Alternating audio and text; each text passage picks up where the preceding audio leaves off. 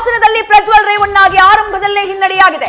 S, Congress ಅಭ್ಯರ್ಥಿ ಶ್ರೇಯಸ್ ಪಟೇಲ್ ಮುನ್ನಡೆಯನ್ನ ದಾಖಲಿಸ್ತಾ ಇದ್ದಾರೆ. ಹಾಸನ ಲೋಕಸಭಾ ಕ್ಷೇತ್ರ ಬೇರೆ ಬೇರೆ ಕಾರಣಕ್ಕಾಗಿ ಇವತ್ತು ಇಂಟ್ರೆಸ್ಟಿಂಗು. ಅಂದ್ರೆ ಜನ ಏನು ಯೋಚನೆ ಮಾಡಿದ್ದಾರೆ ಅನ್ನೋದು ಗೊತ್ತಾಗತ್ತೆ ಅನ್ನೋ ಕಾರಣಕ್ಕಾಗಿ ಶ್ರೇಯಸ್ ಪಟೇಲ್ ಮುನ್ನಡೆಯನ್ನು ಸಾಧಿಸ್ತಾ ಇದ್ದಾರೆ. ನೀವು ಕಳೆದ ವಿಧಾನಸಭಾ ಎಲೆಕ್ಷನ್ ನಲ್ಲಿ ಶ್ರೇಯಸ್ ಪಟೇಲ್ ಎಚ್ ಡಿ ರೇವಣ್ಣ ಅವರಿಗೆ ಟೈಟ್ ಫೈಟ್ ಕೊಟ್ಟರು. 3,000 ಚಿಲ್ಲರೆಯಲ್ಲೇನೋ ಶ್ರೇಯಸ್ ಪಟೇಲ್ ಸೋತಿದ್ದು ರೇವಣ್ಣ ವಿರುದ್ಧ. ಈಗ ಅವರ ಪುತ್ರನ ವಿರುದ್ಧ ಫೈಟ್ ಕೊಡುವಂತ ಮುನ್ಸೂಚನೆ ಕಾಣಿಸ್ತಾ ಇದೆ.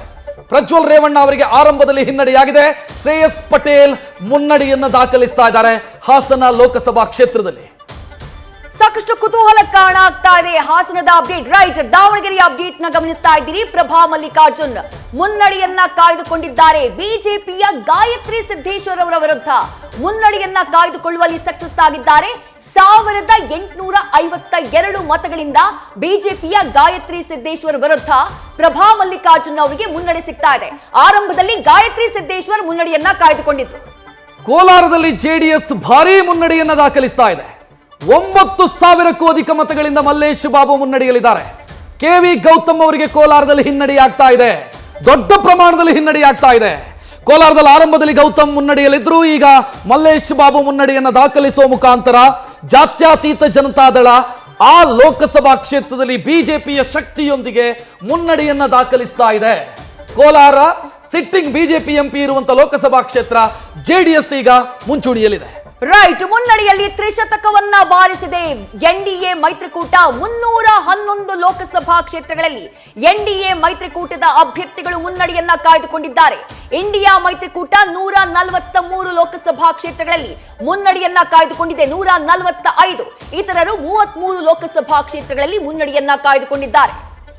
ಹಾವೇರಿ ಲೋಕಸಭಾ ಕ್ಷೇತ್ರ ಬಸವರಾಜ ಬೊಮ್ಮಾಯಿ ಮುನ್ನಡೆಯಲ್ಲಿದ್ದಾರೆ. ಮಾಜಿ ಮುಖ್ಯಮಂತ್ರಿ ಬಸವರಾಜ ಬೊಮ್ಮಾಯಿ ಅವರಿಗೆ 1,000 ಲೀಡ್ ಆಗಿದೆ. ಕಾಂಗ್ರೆಸ್ ಅಭ್ಯರ್ಥಿಯ ವಿರುದ್ಧ 1,000 ಮತಗಳ ಅಂತರದಲ್ಲಿ ಮುನ್ನಡೆಯಲಿದ್ದಾರೆ.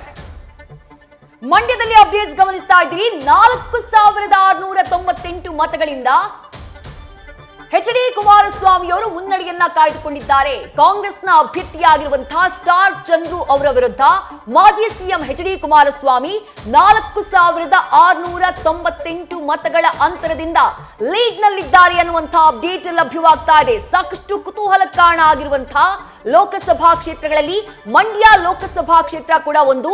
ಅಂತರ ಹೆಚ್ಚಾಗ್ತಾ ಇದೆ. ಎಚ್ ಡಿ ಕುಮಾರಸ್ವಾಮಿ ಅವರ ಲೀಡ್ ಹೆಚ್ಚಾಗ್ತಾ ಇದೆ. 4,698 ಮತಗಳಿಂದ ಲೀಡ್ ನಲ್ಲಿದ್ದಾರೆ ಮಾಜಿ CM H D Kumaraswamy. Chitradurga BN Chandrappa 1,500ಕ್ಕೂ ಅಧಿಕ ಮತಗಳ ಮುನ್ನಡೆಯನ್ನು ಸಾಧಿಸ್ತಾ ಇದ್ದಾರೆ. ಬಿಜೆಪಿಯ ಗೋವಿಂದ ಕಾರಜೋಳ ಹಿನ್ನಡೆಯನ್ನು ಅನುಭವಿಸ್ತಾ ಇದ್ದಾರೆ. ಮಾಜಿ ಸಂಸದ ಬಿಎನ್ ಚಂದ್ರಪ್ಪ 1,555 ಮತಗಳ ಅಂತರದಲ್ಲಿ ಮುನ್ನಡೆಯಲಿದ್ದಾರೆ. ಗೋವಿಂದ ಕಾರಜೋಳ ಹಿನ್ನಡೆ ಅನುಭವಿಸ್ತಾ ಇದ್ದಾರೆ. ಬೆಳಗಾವಿಯಲ್ಲಿ ಹಾವು ಏಣಿ ಆಟ ಶುರುವಾಗಿದೆ. ಮತ್ತೆ ಮುನ್ನಡೆ ಸಾಧಿಸಿದ್ದಾರೆ. ಮಂಡ್ಯದಲ್ಲಿ ಎಚ್ ಡಿ ಕುಮಾರಸ್ವಾಮಿ 16,000 ಮತಗಳ ಅಂತರದಿಂದ ಭಾರೀ ಮುನ್ನಡೆಯನ್ನ ಕಾಯ್ದುಕೊಂಡಿದ್ದಾರೆ. ಮಂಡ್ಯದಲ್ಲಿ ಕಾಂಗ್ರೆಸ್ ಅಭ್ಯರ್ಥಿ ಸ್ಟಾರ್ ಚಂದ್ರು ಅಲಿಯಾಸ್ ವೆಂಕಟರಮಣೇಗೌಡ ಅವರಿಗೆ ಭಾರೀ ಹಿನ್ನಡೆಯಾಗ್ತಾ ಇದೆ. 16,000 ಮತಗಳ ಭರ್ಜರಿ ಅಂತರದಿಂದ ಮುನ್ನಡೆಯನ್ನ ಕಾಯ್ದುಕೊಳ್ಳುವಲ್ಲಿ ಸಕ್ಸಸ್ ಆಗಿದ್ದಾರೆ ಮಾಜಿ CM H D Kumaraswamy. Mandya ಲೋಕ ಅಖಾಡದಿಂದ ಲಭ್ಯವಾಗ್ತಾ ಇರುವಂತಹ ಮಹತ್ವದ ಅಪ್ಡೇಟ್ ಇದು. ಬಹಳ ದೊಡ್ಡ ಮಟ್ಟದ ಲೀಡ್ ನಲ್ಲಿದ್ದಾರೆ ಮಾಜಿ ಸಿಎಂ ಎಚ್ ಡಿ ಕುಮಾರಸ್ವಾಮಿ ಅವರು. 16,000 ಮತಗಳಿಂದ ಮುನ್ನಡೆಯನ್ನ ಕಾಯ್ದುಕೊಂಡಿದ್ದಾರೆ ಕಾಂಗ್ರೆಸ್ನ ಅಭ್ಯರ್ಥಿಯಾಗಿರುವಂತಹ ಸ್ಟಾರ್ ಚಂದ್ರು ಅವರ ವಿರುದ್ಧ.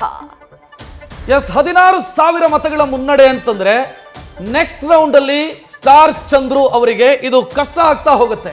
ಯಾಕಂತಂದ್ರೆ ಅದನ್ನ ಕರೆಕ್ಟ್ ಮಾಡ್ತಾ ನೆಕ್ಸ್ಟ್ಗೆ ಜಂಪ್ ಆಗೋದು ಅಷ್ಟು ಸುಲಭದ ಕೆಲಸ ಅಲ್ಲ. ಬೆಳಗಾವಿ ಜಗದೀಶ್ ಶೆಟ್ಟರ್ 4,957 ಮತಗಳ ಮುನ್ನಡೆಯಲ್ಲಿದ್ದಾರೆ. ಜಗದೀಶ್ ಶೆಟ್ಟರ್, ಮೃಣಾಲ್ ಹೆಬ್ಬಾಳ್ಕರ್ ಅವರ ವಿರುದ್ಧ ಜಗದೀಶ್ ಶೆಟ್ಟರ್ 4,957 ಮತಗಳ ಮುನ್ನಡೆಯನ್ನ ದಾಖಲಿಸ್ತಾ ಇದ್ದಾರೆ. ಕಳೆದ ಬೈ ಎಲೆಕ್ಷನ್ ನಲ್ಲಿ ಇಲ್ಲಿ ಸತೀಶ್ ಜಾರಕಿಹೊಳಿ ಸಿಕ್ಕಾಪಟ್ಟೆ ಫೈಟ್ ಕೊಟ್ಟರು. 5,000 ಓಟಲ್ ಸತೀಶ್ ಜಾರಕಿಹೊಳಿ ಸೋತಿದ್ದು.